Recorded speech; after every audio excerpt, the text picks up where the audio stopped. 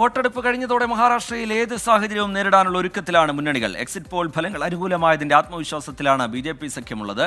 എന്നാൽ വിദർഭയടക്കം ശക്തി കേന്ദ്രങ്ങളിൽ മെച്ചപ്പെട്ട പോളിംഗ് നടന്നതിൽ കോൺഗ്രസ് സഖ്യത്തിന് വലിയ ആശ്വാസമുണ്ട്.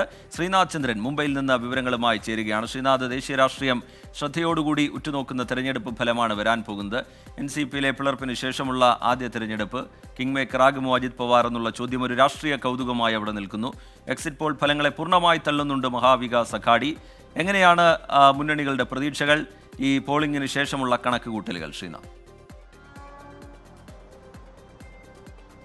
പോളിംഗിന് ശേഷമുള്ള ഈ പകലിൽ റീജിത്ത് പ്രധാനമായും ഇരു മുന്നണികളും ഈ എക്സിറ്റ് പോളിനോടുള്ള അവരുടെ പ്രതികരണങ്ങളാണ് രേഖപ്പെടുത്തിയത്. ഇപ്പോൾ ദേവേന്ദ്ര ഫട്നാവിസ് മഹായുതിയുടെ ഭാഗത്തു നിന്ന്, അതായത് BJPയുടെ ഒരു പ്രതികരണം അദ്ദേഹത്തിൻ്റെ ഭാഗത്തു നിന്നാണ് ഉണ്ടായത്.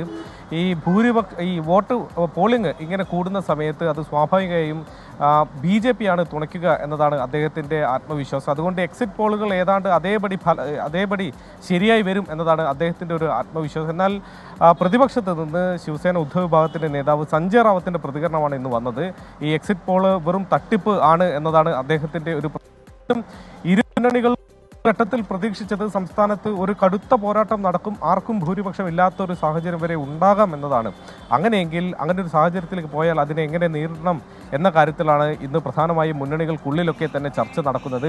ഒരുപക്ഷെ എക്സിറ്റ് പോളുകൾ സൂചിപ്പിച്ച പോലെ BJPക്ക് ഒരു വലിയ മുന്നേറ്റം ഉണ്ടാക്കാൻ സാധിക്കുകയാണെങ്കിൽ പിന്നീട് അത്തരം ചർച്ചകൾക്കൊന്നും ഒരു സാധ്യതയും ഇല്ലാതെയാവും. അതിനപ്പുറത്തേക്ക് ഒരു തൂക്കുസഭയിലേക്കൊക്കെ കാര്യങ്ങൾ പോയാൽ എങ്ങനെ നേരിടണം എന്നത് ഇപ്പോഴേ മുന്നണികൾ ആലോചിക്കുന്നുണ്ട്. കാരണം 2019 നമ്മൾ കണ്ടതാണ്, ഒരു കനത്ത ഭൂരിപക്ഷം ഇല്ലാതിരുന്നപ്പോൾ അവിടെ BJP സഖ്യത്തിനുള്ളിൽ ഉണ്ടായ പിളർപ്പ്, ശിവസേന ഉദ്ധവ് വിഭാഗം മുന്നണി വിട്ട് കോൺഗ്രസ് പാളയത്തിലേക്ക് പോകുന്ന കാഴ്ചയൊക്കെ കണ്ടതാണ്. അതുകൊണ്ട് അത്തരമൊരു സാഹചര്യം ഉണ്ടാകാനുള്ള എല്ലാ ഒരു സാധ്യതയും ഈ തെരഞ്ഞെടുപ്പ് കാലം അവർക്ക് മുന്നറിയിപ്പ് നൽകുന്നുണ്ട്. അതുകൊണ്ട് അതിനു വേണ്ടിയുള്ള ശ്രമങ്ങൾ, അതിനെ നേരിടാനുള്ള ശ്രമങ്ങളാണ് ഇപ്പോൾ മുന്നണികൾ നടക്കുന്നത്.